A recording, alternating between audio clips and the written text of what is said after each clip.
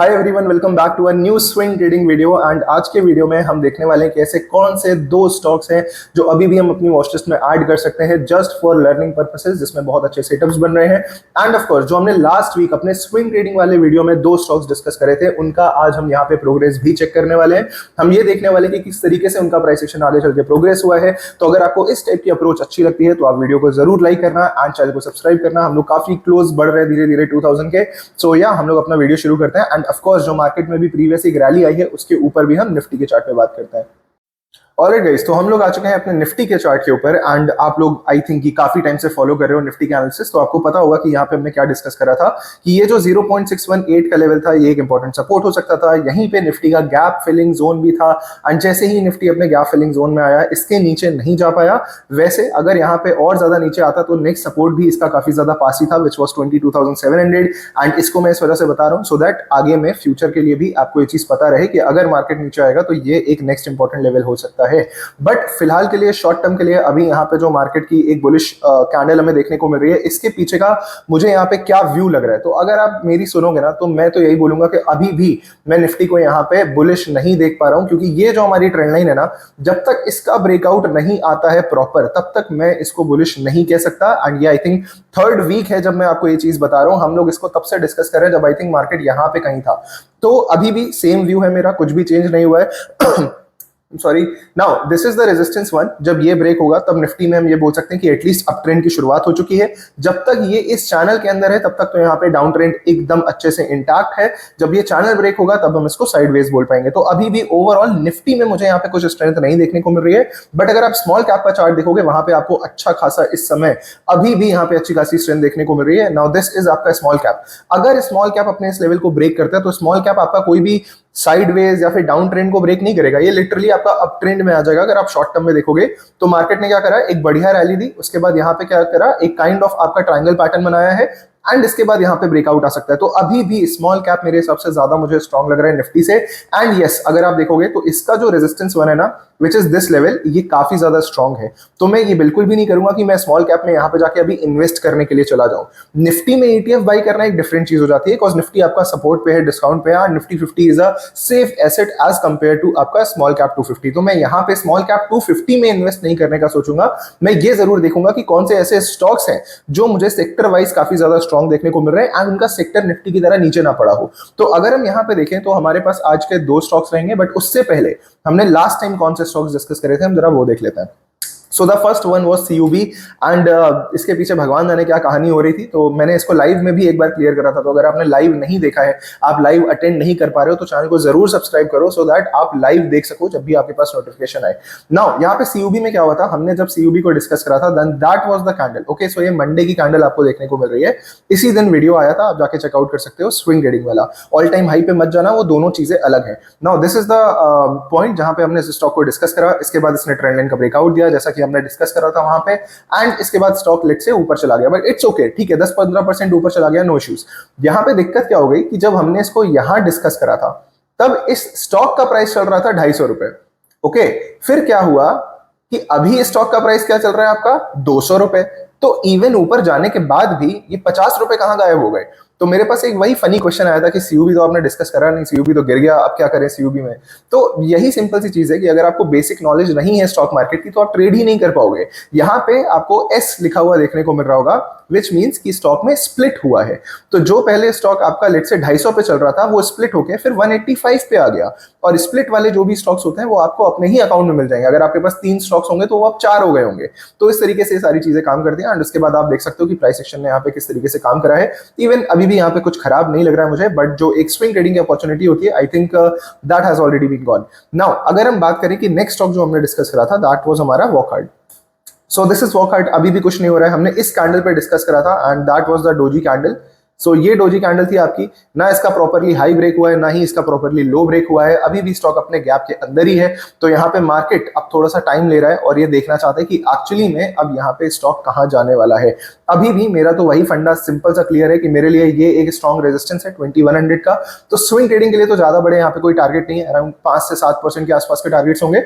But अगर यहाँ पे कुछ अच्छा पैटर्न वैटर्न बन जाता है तो ये काफी इंटरेस्टिंग स्टॉक हो सकता है, even all time high breakout के लिए भी। तो ये सारे स्टॉक जो भी हम यहाँ पे डिस्कस कर रहे हैं, इसके पीछे का आपको लॉजिक समझना है, प्राइस एक्शन का लॉजिक समझना है। ये नहीं समझना कि वॉक हार्ड अच्छा लग रहा है, सीयूबी में देखो रिटर्न मिल गया है, ऐसा नहीं सोचना है आपको इसका बैकग्राउंड समझना है, जिसके लिए अगेन मैं कोर्सेज ऑलरेडी लॉन्च कर चुका हूं, कंप्लीटली फ्री, आप जाके चेकआउट कर सकते हो। बट अभी हम जो यहाँ पे डिस्कस कर रहे हैं ना, स्टॉक का नाम साइड में रखना और जो हम यहाँ पे अब देखने वाले हैं उसको ध्यान से देखना। तो हम दो स्टॉक्स आज डिस्कस करेंगे, दोनों में सिमिलर काइंड ऑफ आपको पैटर्न देखने को मिलेगा, बट एक ट्विस्ट है जो मैं आपको अब दिखाना चाहता हूं। ओके, सो चलिए आज के हम दो स्टॉक्स को डिस्कस करते हैं। स्टॉक नंबर 1 हमारा कौन सा रहेगा, एक सेकेंड, यहाँ पे एक बार जरा मैं स्क्रीनर भी ओपन कर लेता हूं।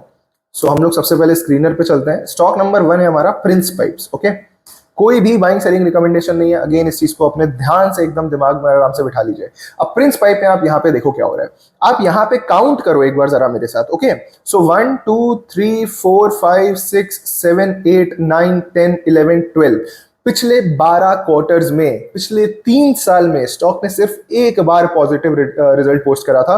वो कब था, आपका जून 2024 में, वो भी 10% से कम की सेल्स ग्रोथ थी।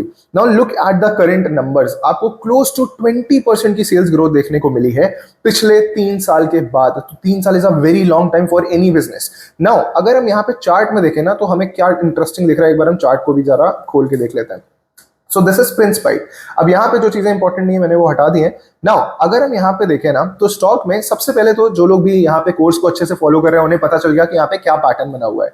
नाउ इससे भी बढ़िया चीज क्या है, एक बार हम जरा मंथली चार्ट पे चलते हैं। अब जो ट्यूसडे को सेशन आने वाला है ना, वो इस पे काफी ज्यादा फोकस रहेगा।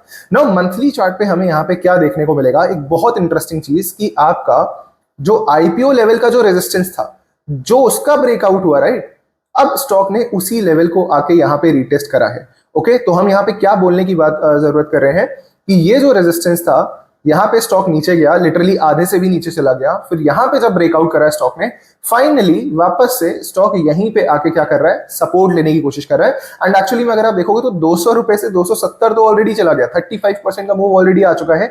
यहाँ पे हमने इसको पहले भी डिस्कस करा हुआ था आई थिंक किसी वीडियो में। नाउ अभी आगे क्या हो रहा है, तो हमें ये पता चल गया कि ये मूव कहां से आ रहा है, हमें ये भी पता चल गया कि ये मूव क्यों आ रहा है, क्योंकि स्टॉक में हमें यहाँ पे एक ग्रोथ देखने को मिली है जो कि बहुत टाइम से मिसिंग थी। अब आप ये बोल दो कि बेस छोटा हो गया एंड ऑल, ठीक है, अगर बेस छोटा हुआ है तो स्टॉक भी तो कितना छोटा हो गया, 700-800 रुपए का स्टॉक आपको यहाँ पे 300 रुपए पे गिरा हुआ दिख रहा है। कोई भी इन्वेस्टमेंट के लिए यहाँ पे मैं बात नहीं कर रहा हूँ, मुझे नहीं पता पसंद प्रिंस पाइप बिल्कुल भी, अगर हम फंडामेंटल वाइज देखें, क्योंकि इससे लाख गुना अच्छी कंपनीज हैं जो मार्केट में इन्वेस्टेबल है। अभी हम सिर्फ ट्रेडिंग के बारे में बात कर रहे हैं। नाउ हम क्या करते हैं ना, एक बार वीकली चार्ट पे आते हैं। सो वीकली चार्ट में हमें क्या देखने को मिलेगा, एकदम क्लियर कट और बहुत ही ज्यादा सुंदर reverse head and shoulder pattern. Okay, again सुंदर का मतलब ये नहीं कि मैं इसमें जाके बाई करने वाला हूं, मैं आपको सिर्फ ये बता रहा हूं कि मुझे चार्ट कितना ज्यादा देखने में अच्छा लग रहा है और कितना सिंपल टू अंडरस्टैंड चार्ट है। लुक एट दिस, अगर आप देखोगे लेफ्ट में आपको 2 शोल्डर दिख रहे हैं, बीच में आपका बड़ा सा हेड हो गया एंड राइट में आपको एक बड़ा सा शोल्डर देखने को मिल रहा है। नाउ इंटरेस्टिंग पार्ट क्या है, अभी ये वीकली चार्ट ओपन है और वीकली चार्ट पे आपको कोई भी ब्रेकआउट देखने को नहीं मिल रहा है। ओके, सो अगर वीकली चार्ट पे मुझे कुछ करना है तो I will have to wait for a weekly close. ठीक, जब तक वीकली क्लोज, वीकली ब्रेकआउट नहीं आएगा तब तक यहाँ पे मेरा कोई भी ट्रेड ओपन नहीं होगा। लास्ट टाइम जिस इंसान ने गलती करी होती, अगर यहाँ पे बाई करा होता डेली चार्ट पे देखते, तो वो अभी वापस से 10-15% के लॉस में आ चुका होता। अब जरा हम यहाँ पे डेली चार्ट पे चलते हैं और समझने की कोशिश करते हैं कि क्या हो रहा है। सो अगर आप देखोगे तो अभी तक, नाउ आई नो कि ये वीडियो थोड़ा लंबा होने वाला है, जितना ज्यादा आप इसको आराम से देख सको उतना अच्छा है। अगर अभी नहीं देख सकते तो लाइक करके चले जाओ, बाद में आके कंप्लीट कर लेना, बट यहाँ पे मैं इसको जल्दीबाजी में करके खत्म नहीं करना चाहता। Okay, so look at this, एक बार रेजिस्टेंस, 2 बार रेजिस्टेंस, डेली चार्ट की बात कर रहे हैं हम लोग, 3 बार रेजिस्टेंस, 4 बार रेजिस्टेंस, 5वीं बार स्टॉक ऊपर तो गया बट कुछ क्लोजिंग नहीं दे पाया और वापस से नीचे आ गया। इसी को लोग क्या बोल देते हैं, फेक ब्रेकआउट हो गया, फॉल्स ब्रेकआउट हो गया। भाई आप वेट तो करो क्लोजिंग का, उसके बाद आप ये सब बोलना। तो यहाँ पे भी अटेम्प्ट माना जाएगा इसको, कोई ब्रेकआउट नहीं था, अगेन स्टॉक नीचे आ गया। दिस टाइम इस बार फाइनली एक ग्रीन कैंडल क्लोज हो गई है ऊपर की साइड, तो इसे हम लोग क्या कह सकते हैं, ये एक ब्रेकआउट कैंडल है आपकी, विच is a bullish candle also. Now अब आगे क्या हो सकता है, अगेन हम सिर्फ चार्ट की बात कर रहे हैं, मैं कोई भी आपको बाइंग या सेलिंग का लेवल यहाँ पे नहीं बताने वाला। अब आगे यहाँ पे क्या देखना जरूरी है, अगर आप डेली चार्ट को फॉलो करते हो तो आपके लिए ये लेवल बहुत इंपॉर्टेंट है, क्योंकि ये हमारा क्या है, स्टॉक का स्विंग लो है। अगर आप यहाँ पे देखोगे तो अभी अप ट्रेंड में है स्टॉक। ओके, सो अगर ये अप ट्रेंड कंटिन्यू रहना है तो इसको प्रीवियस लो से ही सपोर्ट लेके ऊपर जाना चाहिए, जो कि अभी हमें ये जाता हुआ देखने को मिल रहा है यहाँ पे। ओके, इस तरीके से ऊपर जा रहा है स्टॉक। अगर ये अपना प्रीवियस लो ब्रेक कर देता है नीचे की तरफ, तो यहां से इसका क्या होगा, ट्रेंड वीक हो जाएगा डेली टाइम फ्रेम पे। तो मैं यहाँ पे डेली टाइम फ्रेम पे कुछ नहीं करूंगा, तो मैं आपको कंप्लीट एक्शन प्लान यहाँ पे बता रहा हूँ। इट लुक्स लाइक कि मैं ये वीडियो नहीं, पूरी मास्टर क्लास होती जा रही है, बट कोई बात नहीं। Now this is the weekly chart. अब वीकली चार्ट में क्या समझ में आ रहा है, कोई ब्रेकआउट तो आया नहीं है। तो अगर वीकली चार्ट में यहाँ पे कोई ब्रेकआउट आ जाता है, लेट्स से ऐसे कोई कैंडल बन जाती है, तो मेरे लिए क्या इंपॉर्टेंट रहेगा, तो मेरे लिए ये वाला स्विंग लो इंपॉर्टेंट रहेगा, क्योंकि वीकली चार्ट पे कुछ इस तरीके से ट्रेंड ने अभी तक मूवमेंट दिखाई है। तो अगर ऐसे ट्रेंड ऊपर की तरफ जा रहा है तो मेरे जो भी लोज है वो ऊपर की तरफ शिफ्ट हो रहे हैं, तो मुझे अपने प्रीवियस लो को देखना है। अगर मेरा प्रीवियस लो ब्रेक हो जाएगा वीकली टाइम फ्रेम पे, तो मेरे लिए वीक हो जाएगा स्टॉक एंड मैं इसको अवॉइड कर दूंगा। नाउ एक बार कंक्लूड करते हैं। तो हमने प्रिंस पाइप में क्या समझा, सबसे पहले हमने देखा कि फंडामेंटल्स में चेंज हुआ है, तभी यहाँ पे हमें टेक्निकल्स में कुछ अच्छा देखने को भी मिल रहा है। अगर फंडामेंटल्स चेंज नहीं हुए होते और टेक्निकल में कुछ ऐसा देखने को मिल रहा होता तो मैं थोड़ा सा कंफ्यूज रहता कि मैं क्या करूं, तो शायद मैं इसको अवॉइड कर देता। बट अभी क्योंकि फंडामेंटल्स में भी चेंज देखने को मिल रहा है, टेक्निकल चार्ट भी हमें यहाँ पे बता रहे हैं कि यार रिवर्सल के कुछ ना कुछ चांसेस मिल रहे हैं, तो मैं क्या करूंगा, मैं इसको अपनी वॉच लिस्ट में ऐड करूंगा एंड मैं इसको आगे के लिए ट्रैक करूंगा। तो ये था हमारा प्रिंस पाइप का डिस्कशन।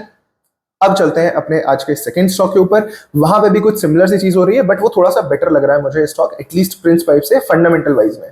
तो हमारा स्टॉक का नाम है जीपीटी हेल्थ केयर।